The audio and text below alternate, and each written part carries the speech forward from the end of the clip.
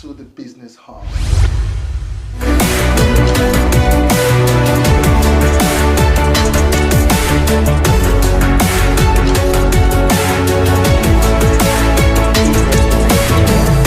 Started at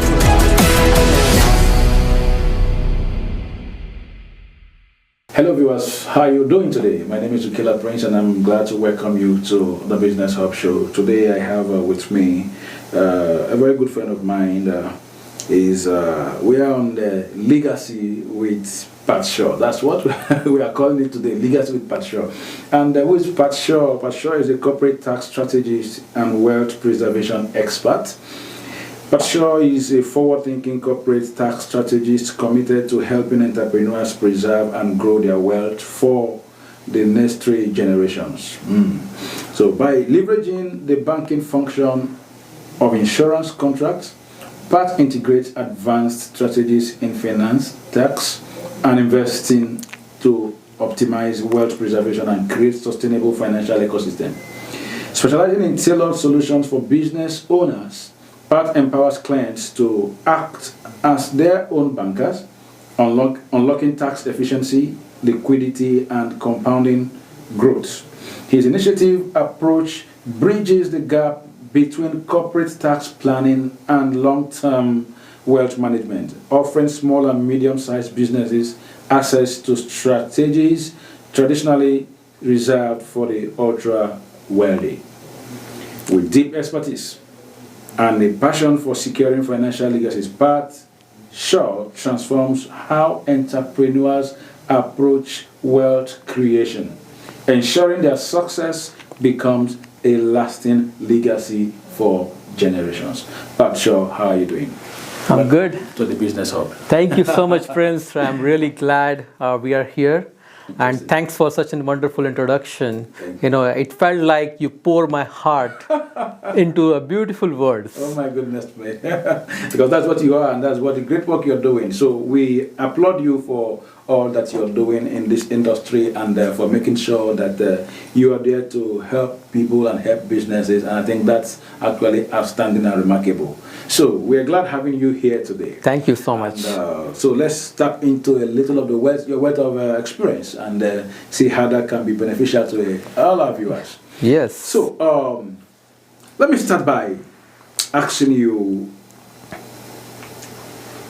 can you share a success story of how your corporate tax strategy helped a business owner to preserve wealth for future generation? Sure. So I would say, like any businesses, what is the primary goal? Why someone like to do a business? Because he want to control the time and you also want to make money more than what a 9-to-5 guy makes. That's the primary reason why anyone does a business. But when you do a business have different stages. Initially, you might be borrowing the money from the bank to do a business, which means you have a debt. Later on, when you are since you don't want to take all the debt completely on your own, majority of the time people do a business in partnership, which means there are 2 people who are doing business together. If one person falls off for any other reason, what happens to the business? The key person is gone. So we help.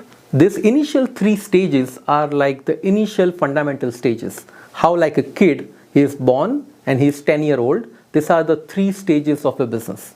But once the kid grows up, what kind of expectation do parents have?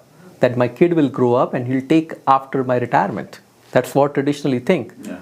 Instead of a kid, now you put the word business.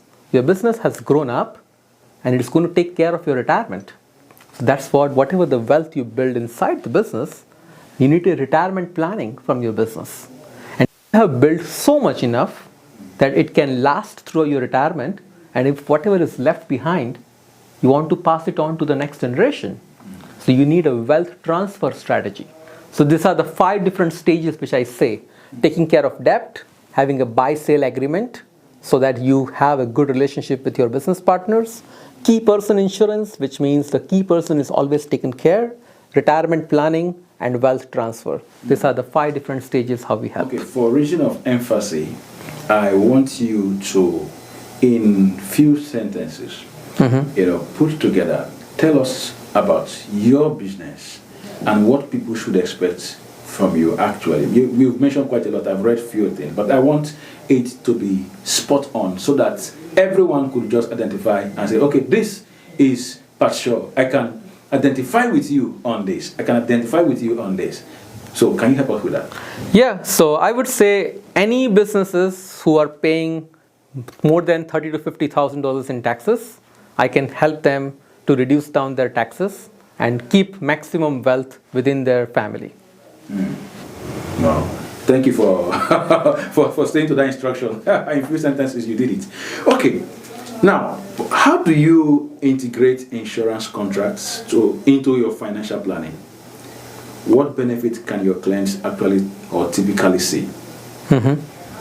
So I would say like majority of the time, whatever the revenue coming inside the business, what generally businesses do is like they reinvest to expand their business, right? And that's the reason why government in Canada gives you a special privilege. Every $1 you earn inside the corporate, you only pay 12 cents to the government and 88 cents you keep it for your business so that your business grows. But the same privilege you don't have outside. Outside, you earn $1 and you pay 30 cents to the government and 70 cents you keep it. So government is giving you this privilege so that you grow your business.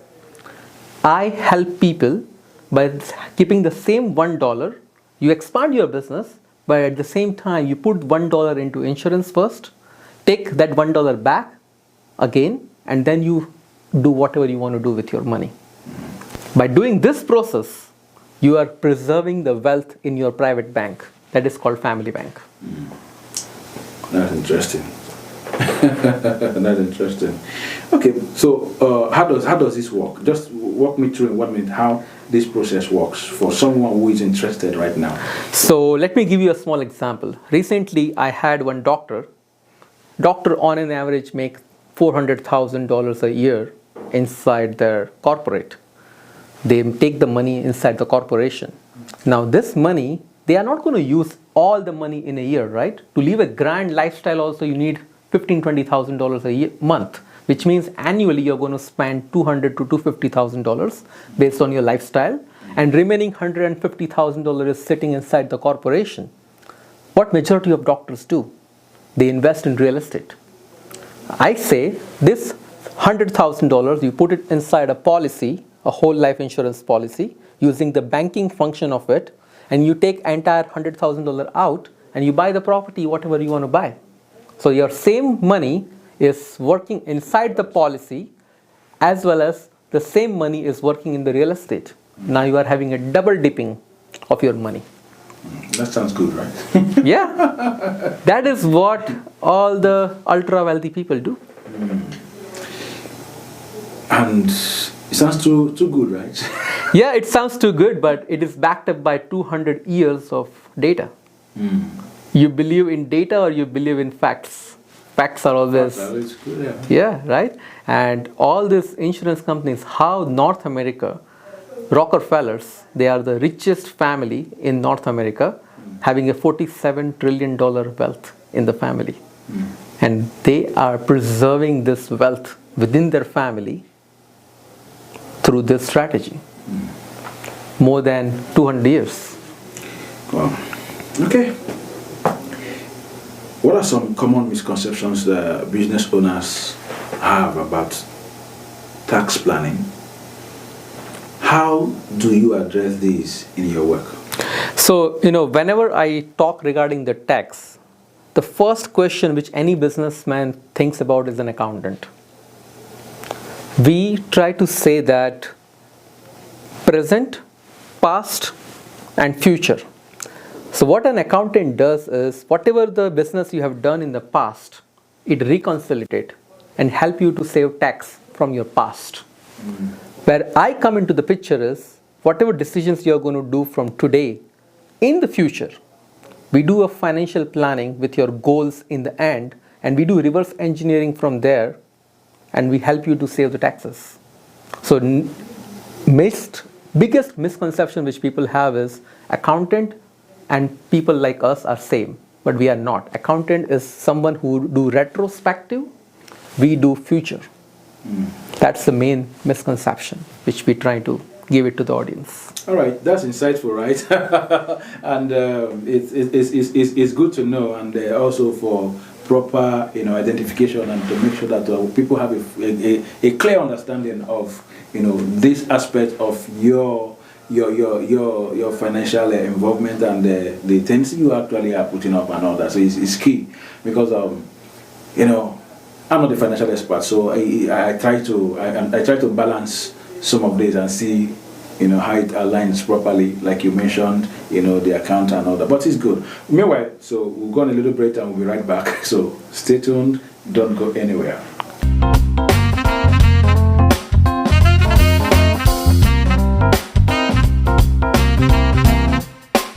Okay, viewers, how you doing? Welcome back. This is still the Business Hub show, and I still have with me here Parth Shah. Parth, how are you, man? Good. Thank you. Listening to you and also reading a few things about what you do, your approach aims to democratize access to wealth preservation strategies, typically reserved for the ultra wealthy. Now, can you elaborate on what this means for small and medium-sized businesses? Yeah, sure. So any small or medium-sized business is going to be down the road, is going to become big. And if even they don't become big, where are they storing their wealth? Inside the corporation, which means someday they have to take it out. They cannot take it up with them, right? So when they have to take it out, they need to protect it from taxes, because tax is one of the biggest expense. What we say to the small and medium business people is, your health is your biggest asset. Health is your biggest asset. Because all the businessmen are super stressful, which means once they get stressed, and majority of business people are in their 30s to 40s, that's where they begin their journey of a business ownership. By the time they are 40s, they have either heart attack, stroke, cancer, this kind of things comes up, and this asset is permanently killed. You can buy real estate, you can buy gold, you can buy cryptocurrency at any age. Money makes money, but this is the only asset class where health makes money. You are not a medical practitioner, right? So how do we balance this? I believe for you to talk about health, and you have a view, and from your experience you are saying this. Yes. So can you tell me, how do we balance health and business in line with what you are trying to preach to us? So what I say is, people who are in their 30s or at any early age when you start a business, always buy a term life insurance, which is Term life insurance. which is like $1 a day or $2 a day. That's what it costs monthly, $30, $35, $40. But this will lock your health, so that in future you want to convert this term insurance into permanent insurance, you can do it. No questions asked with health. Even though you have $1 million protection with the term insurance, and down the road once your business gets successful and you want to convert this term insurance into a permanent whole life insurance, you can do it bypassing the health questions. Even you have a cancer, you can have that kind of asset. But majority of people think that insurance is an expense. What I want to deliver the message to the viewer is, insurance is one of the biggest and the best asset class if you try to think about the banking function of the business. The banking function which insurance brings in, you may not be ready for that right now. But since you are locking your health right now, you're keeping your doors open to do something like this in future. Okay. So this is what the biggest misconception I want to solve to the people. Interesting. So what advice would you give to entrepreneurs looking to create a sustainable financial legacy?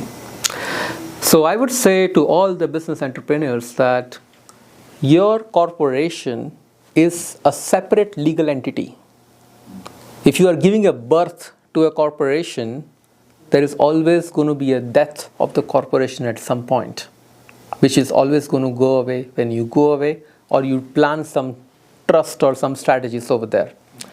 So always ensure yourself when health is in your favor. Always ensure yourself when health is in your favor. Yeah. Because a time might come that it will be in your disfavor. Yes, because whatever the wealth you're going to build throughout your life, what does insurance does is it locks your family's net worth at one particular point. And now if you want to retain that net worth for the next 3 generations to come, the only way to do that is lock your net worth. And that can be done through insurance. Interesting. So tell our viewers how they can get to you and what it takes for them to be part of what you are doing. So the best thing to do is we have an office where we have pre-screeners, so you can always connect with us, have a 10-15 minute a pre-discovery call and figure it out whether this is an appropriate time for you to do it or not. And that's how you can know that what are the options you have. And that's the best thing to do. An educated person always have a Swiss knife in their back pocket so that they know when to bring that Swiss knife out. Really? But what if you don't know that you have a Swiss knife in your back pocket? An uneducated person always goes in dark. An educated person knows when to turn on the light in their life. On that note, I want to say thank you for coming, Parth Shah. Thank you so much. Always insightful having you guys, and I think it's beautiful. So viewers, thank you so much for being part of this very edition here, and we're glad to have our own Parth Shah, making sure that he brings his insightful experience into what we are doing and to help us in our businesses and other aspects of our lives in insurance and also in our taxation and all that. So thank you. We look forward to seeing you again or to being with you on the next episode of the Business Hub Show. Have a great day. Thank you so much.